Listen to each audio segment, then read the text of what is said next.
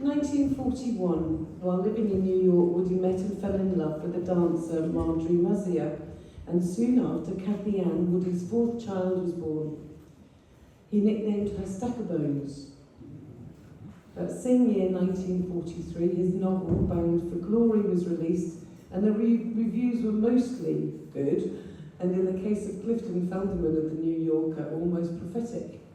He wrote, "Someday people are going to wake up to the fact that Woody Guthrie and the 10,000 songs that leap and tumble off the strings of his music box are a national possession, like Yellowstone or Yosemite.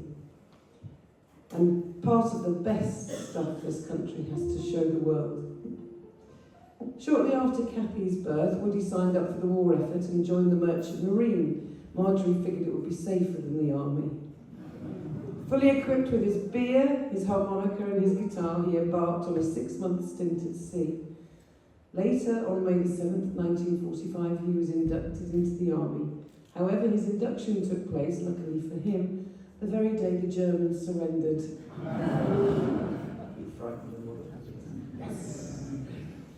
With the war out of the way, Woody settled back into the New York folk scene, and along with Leadbelly, Cisco, Sonny Terry and others, he recorded hundreds of traditional and original songs for the Ash Record Company, including his answer to Irving Berlin, written 5 years before, "God Blessed America," now retitled "This Land Is Your Land." In June 1947, on her 4th birthday, Cathy Ann was killed when another fire caused by faulty wiring on the house radio hit the Guthrie home. Marjorie had popped out to the store and returned to find her child eerily reenacting the death of Woody's sister Clara years before. Woody's women didn't fare well. Apart from his sisters and Cathy's death, his 2 daughters, Sue and Gwen, were both to die at the age of 41 from Huntington's disease, a family illness that took his mother and eventually would take Woody too. Cathy's death seemed to unhinge Woody, already fragile and drinking heavily. His solution? Take to the road again.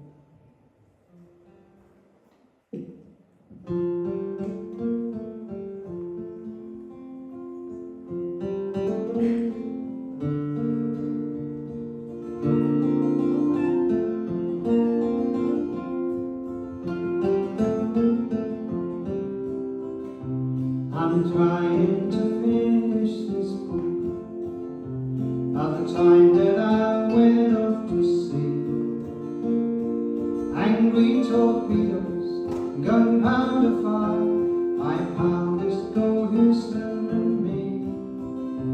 And I cooked and I poker, I fiddled and I sang, as I had in the Merchant Marine.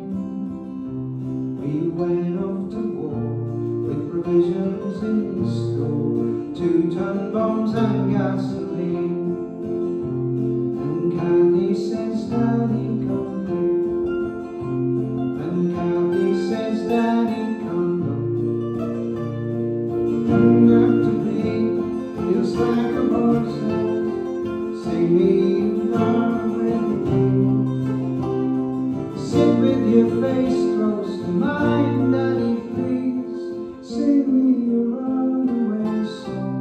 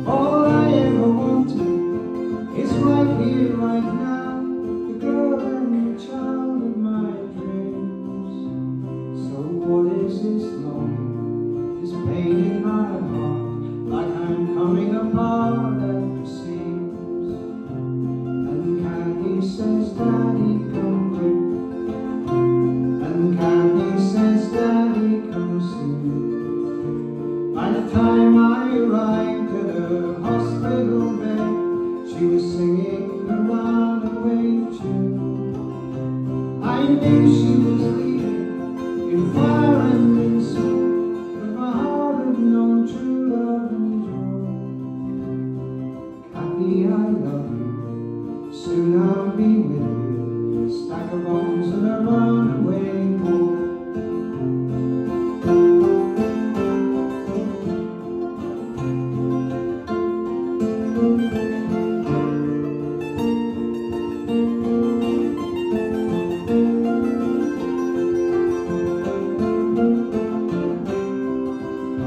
No angry torpedoes or gunpowder fire could hurt me the way I hurt now.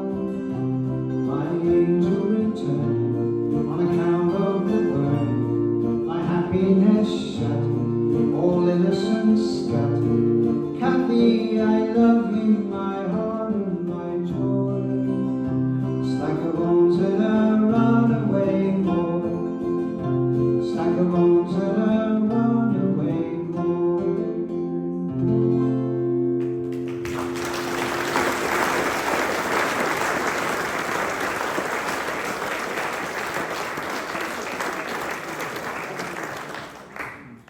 January 1948, Los Gatos Canyon, California. A plane carrying 28 deported Mexican migrant workers and 4 American crew crashed in a fireball, killing all on board.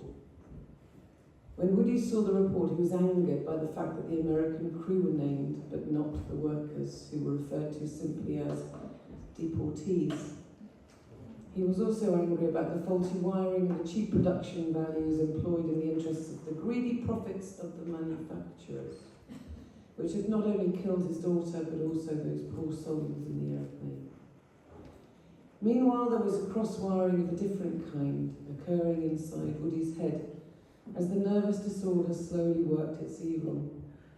But still, with his gander up from his Mermaid Avenue house in New York, the people's poet returned to his trusty typewriter to write one more truly great song.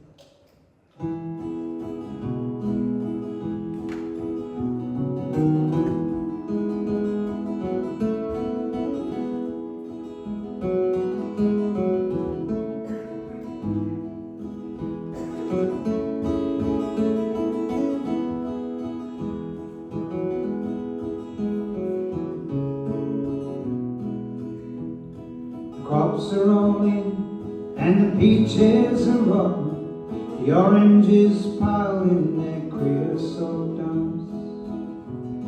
They're flying them back to the Mexican border, pay all their money to wait back again. My father's own father, he waded that river, they took all the money he'd earned in his life. My brothers and sisters come working the fruit trees, they rode the trucks till they took down and died. Goodbye to my Juan, goodbye Rosalita, adios mis amigos, Jesus say Maria. You won't have your name when you ride the big airplane, all they will call you will be deportee.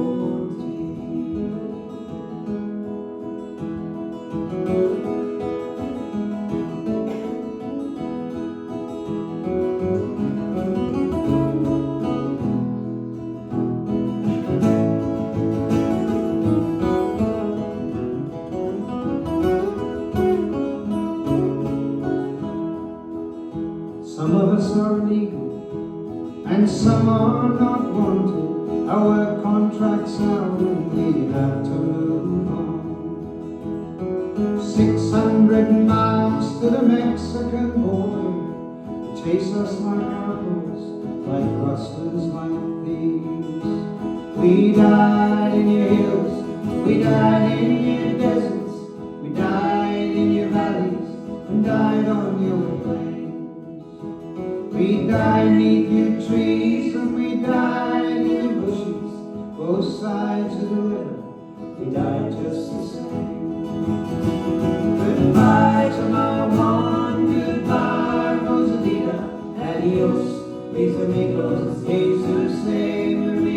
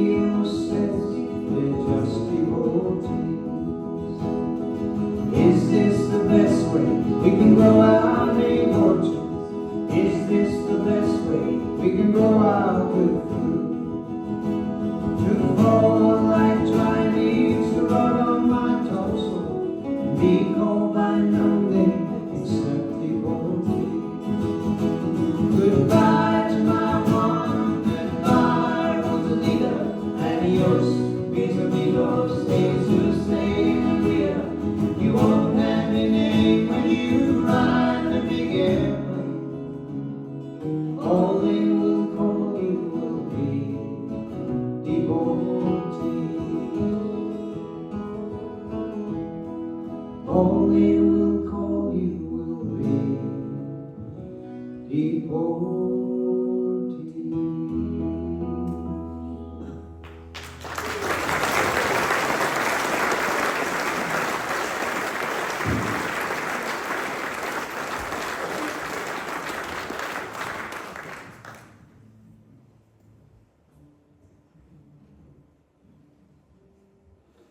the 32 on board the plane, 4 were Americans: Frank Atkinson, the pilot, his wife, Bobby, his co-pilot, and the guard. The story goes that Frank's usual hostess had tied one on the night before and was too sick to fly. So he persuaded his newlywed and 3 months pregnant wife, Bobby, to stand in. Bobby wasn't keen, particularly as she was in the morning sickness stage of pregnancy.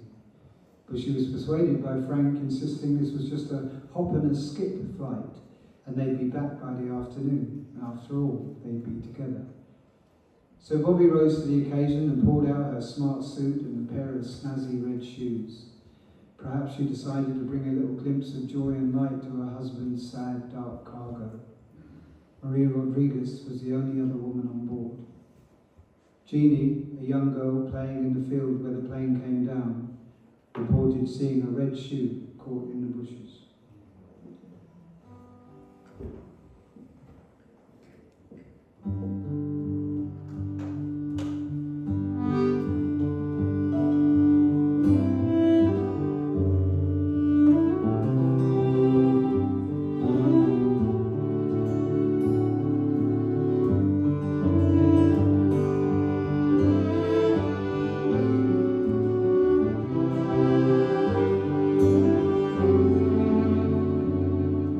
Sleepless nights, one more flight.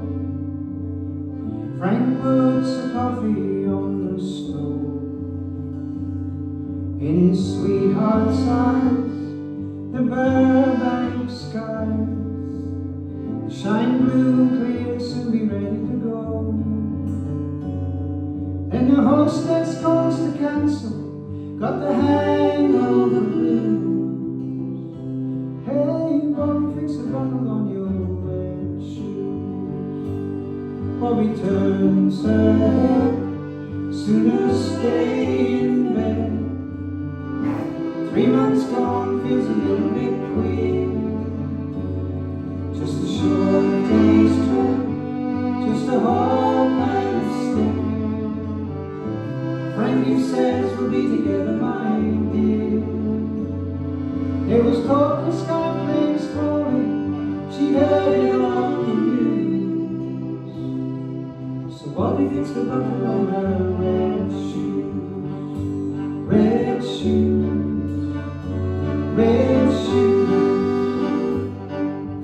Bobby fixed the buckle on her red shoes. Engines on, too late to turn back now. Sees us poor scared faces, she calmed them down somehow. Maria pulls her sweetheart close, wanna cure these deep old blues. Red shoes, red shoes, red shoes, red shoes.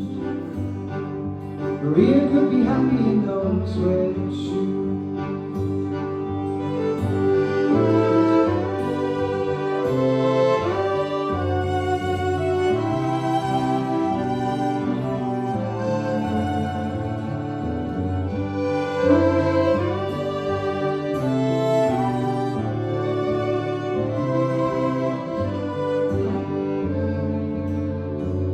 When the plane came down, Bobby heard the sound, the prayers and grown men crying to be saved. She called Frank's name, he held her close, and in the screaming begged her to be brave. He pulled the throttle one last time, the broken bird refused. Bobby fixed the buckle on her red shoes. Red shoes, red shoes. Bobby fixed the buckle on her red shoes.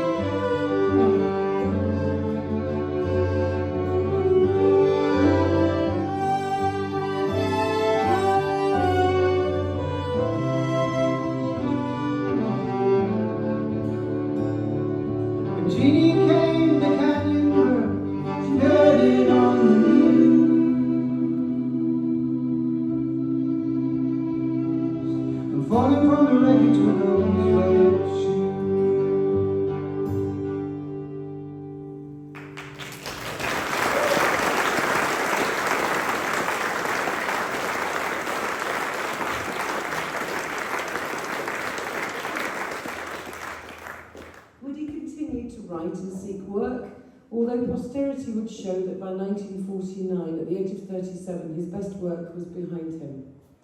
The man behind the legend was changing. His moods were becoming more and more unpredictable. His writing was explosively prolific. Crazy made-up words, corrupted words, exaggerated dialect and phonetic spellings. He wrote in coloured crayon, sometimes a different colour for every word, and even every letter. And he signed his name or weird variations of it everywhere, as if he was desperately trying to tell everybody and himself that he was still around. Marjorie's tolerance was exhausted by Woody's unpredictability, his drinking and his short temper with her and with the kids, and she told him she wanted a divorce. In July 1952, he underwent a series of physical and psychological examinations at Brooklyn State Hospital, and in September this diagnosis was finally entered into his medical record. Psychosis associated with organic changes in the nervous system with Huntington's chorea. The family illness that took his mother and later his two daughters had finally manifested itself in Woody too. He decided to head for LA. Pete Seeger was there, and so was his friend, the actor Will Geer, later to be Grandpa in the Waltons. Woody was greeted as a visiting celebrity, and while his disease continued to do its dirty work, he decided it would just be best to ignore it. He wrote, "The world, it's hit me in my face, it's hit me on my head. It's beat me black and blue and green, but still though, I ain't dead."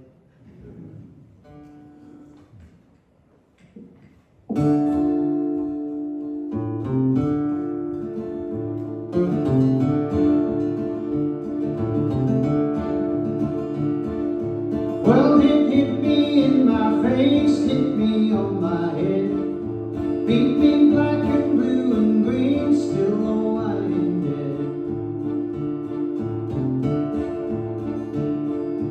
Where did the sickness get you, gal? Got me in my brain. Where's your man to help me now? He hits the rails again. Oh, hit the rails again. How did the fire get you, gal? Order on my breath. Where's your bar to help me now? You hitchhike to the west. Oh, hitchhike to the west. I am the fire. I am the fire. Where are the wages for his gal? Drank them all away. Why you sleep alone at night? Robber's got his pay. Oh, Lord, Robber's got his pay. What does your daddy sing? Your boy sings me lullabies.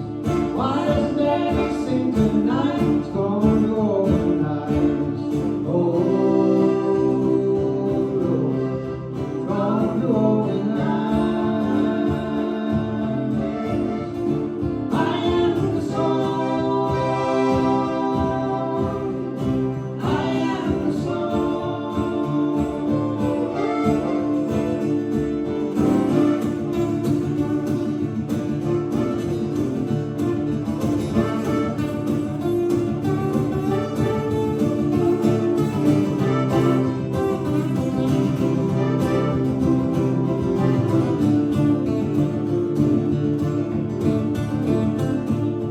Saving jobs for the working man, when will we be saved?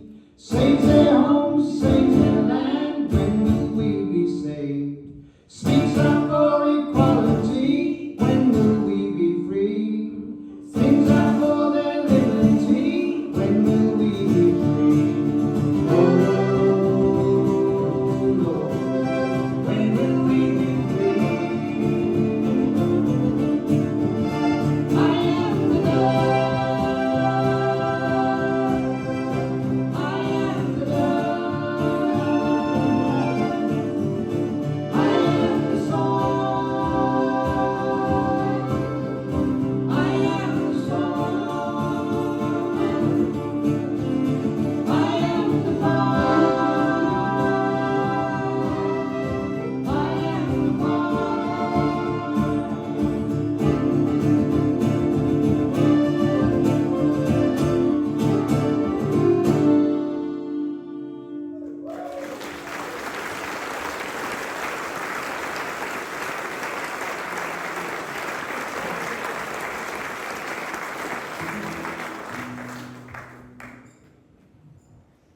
With his freedom and strength ebbing away, Woody hit the road one last time.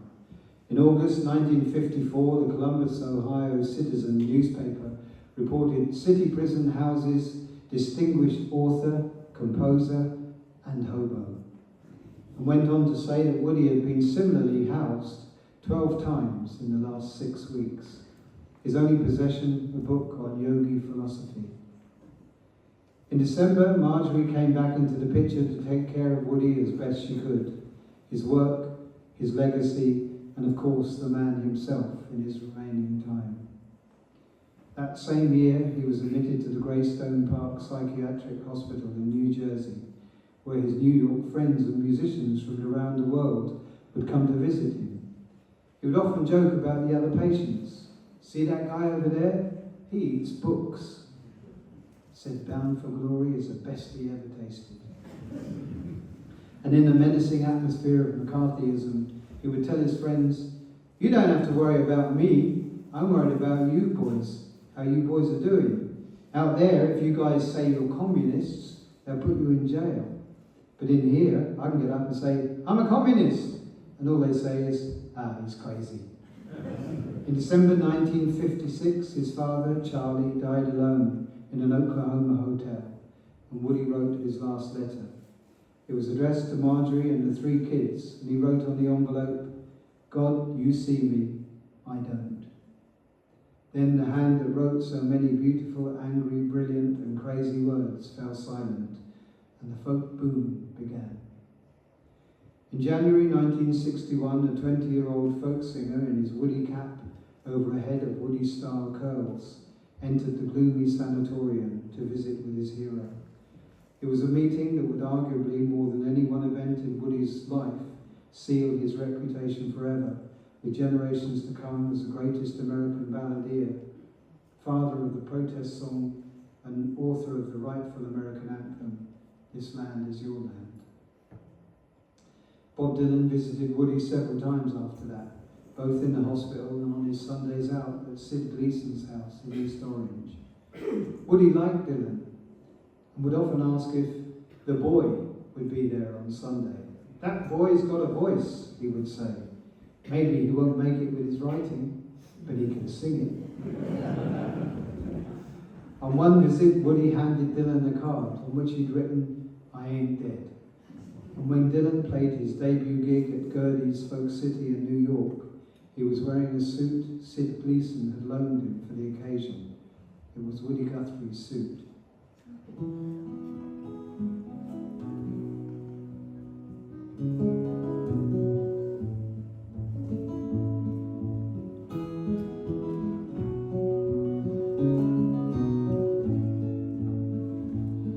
I went to see the gypsy singer lying in his bed.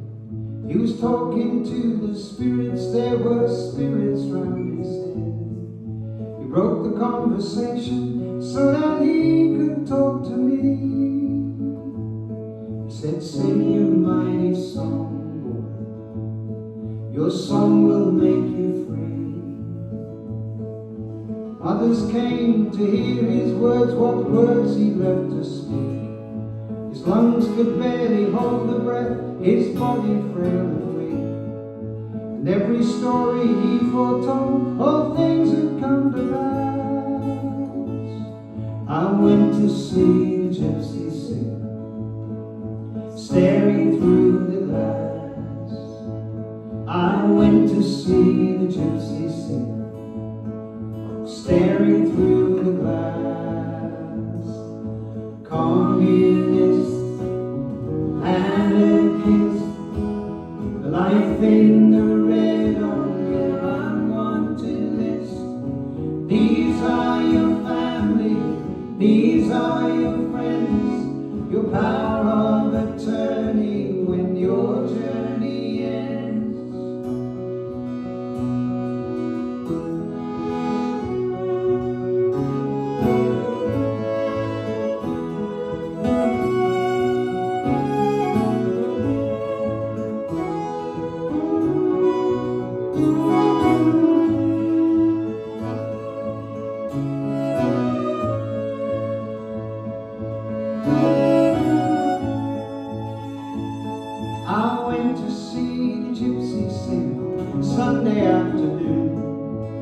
Across his prison eyes there passed the memory of the tune. His fingers danced as if to pass the melody to me. He said, sing your mighty song, boy. Your song will make you free. He said, I hear birds singing like I've never done before, and a distant freight train whistle like a terrifying roar. Stars sang low the sweetest song, the heavens lullaby. I went to see the gypsy sing, staring up the sky. I went to see the gypsy sing, staring at the sky. Rambling Jack and Cisco too, all these coffee bar folks singing for you. These are your children, this is your wife. The breath of their love is the breath of your life.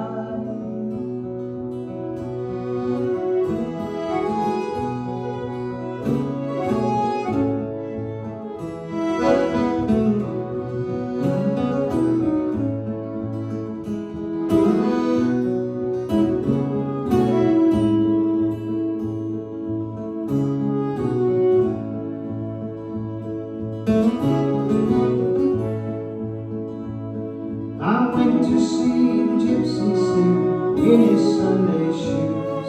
He said, you know I ain't crazy, they just got the crazy blues. None of this is real, they said, they're just in it for the loot. Get yourself a guitar, son, get yourself a suit. And so I wore the gypsy suit when my turn came around. On that night the lightning flashed, I heard the thunder pound. All the while the song of stars played gentle in my head. I went to see the gypsy sing. He whispered, I ain't dead. I went to see the gypsy sing.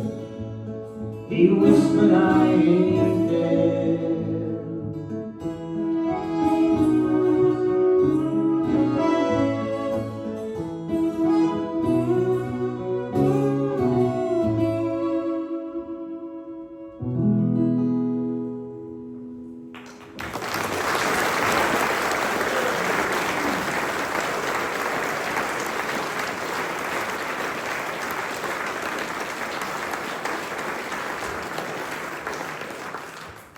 Woody Guthrie died on October the 3rd, 1967. A week later, just Marjorie and her kids, Nora, Arlo and Jodie, drove out to Coney Island, and after opening the crematorium canister with a beer can opener, deposited Woody's ashes in the Atlantic Ocean. They completed the small family ceremony as Woody would have, and headed to Nathan's legendary restaurant for the best hot dog in America.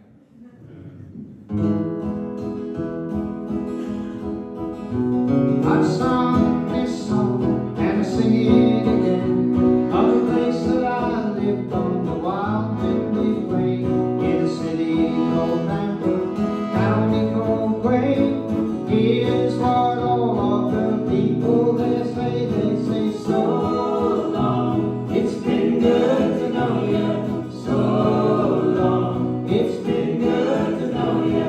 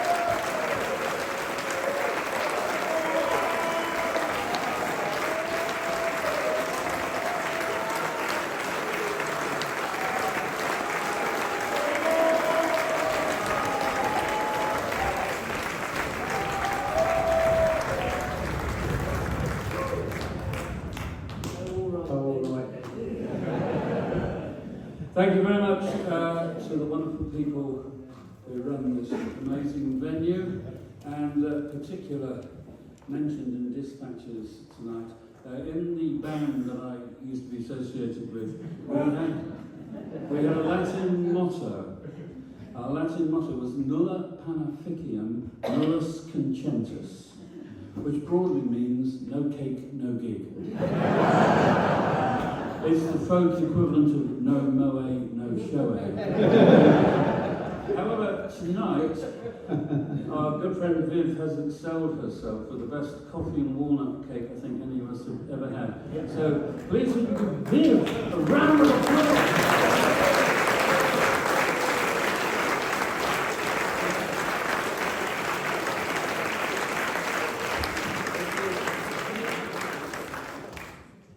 And a massive thanks to our wall of sound at the back there. We have Vince and Elliot. Please, a big, big hand.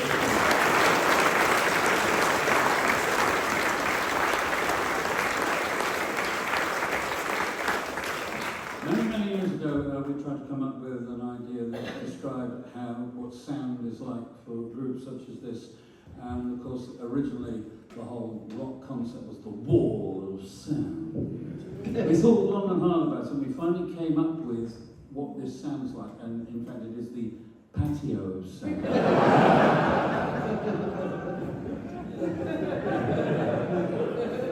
The lean-to. The lean-to. The yurt of sound.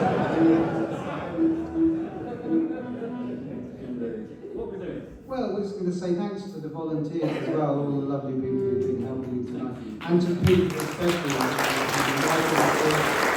Always a pleasure. Thank you. And thank you all for coming out and for giving us, I think, is it the first sold out tour, or is it? No, we've had some more. Definitely the best sellout of our tour, so thank you so much. Not that the cake swung it or anything. And you're only 6 miles from where I live. So thank you all, thank you very much. And we're wrapping up this tour tomorrow in Shoreham, which I believe is sold out, or very few left. But we'll all be around the country in various different guises. So go to the websites and etc.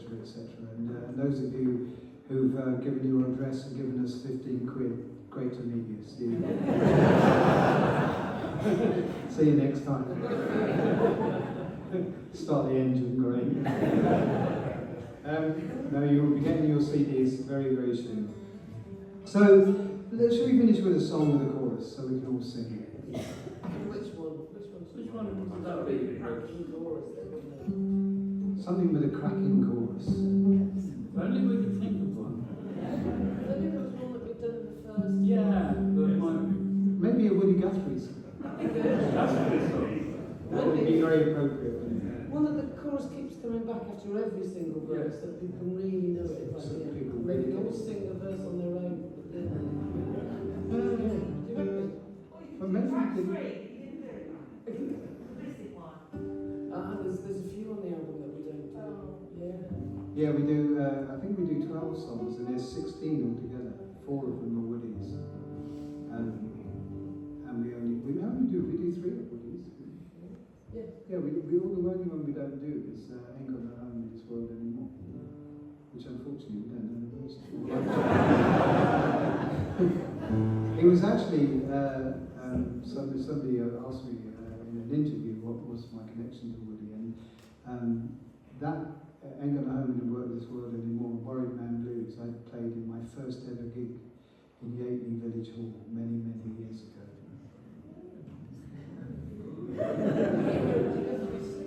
I didn't wear Woody's suit, sadly. Might needed a clean. Okay, well let's do.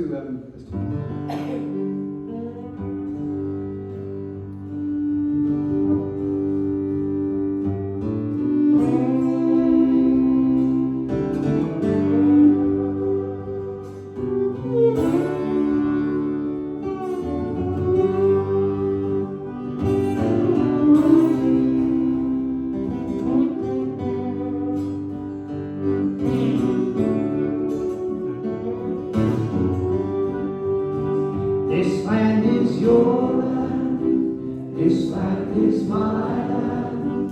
From California to the New York Island, from the Redwood Forest to the Gulf Stream waters.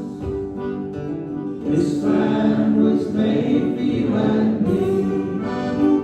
I've roamed and rambled and followed my footsteps, the sparkling sands of your diamond deserts, and all around me a voice was sounding. This land was made for you and me. This land is your land, this land is my land. From California to the New York Island, from the Redwood Forest to the Gulf Stream waters. This land was made for you and me.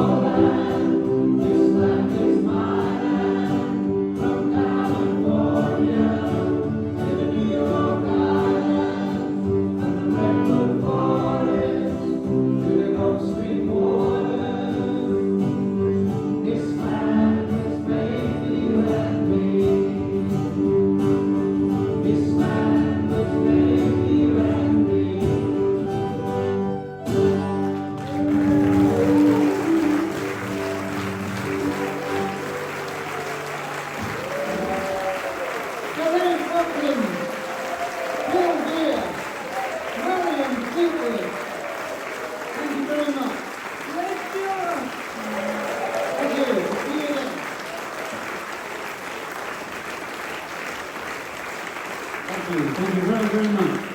Thank you. Thank you.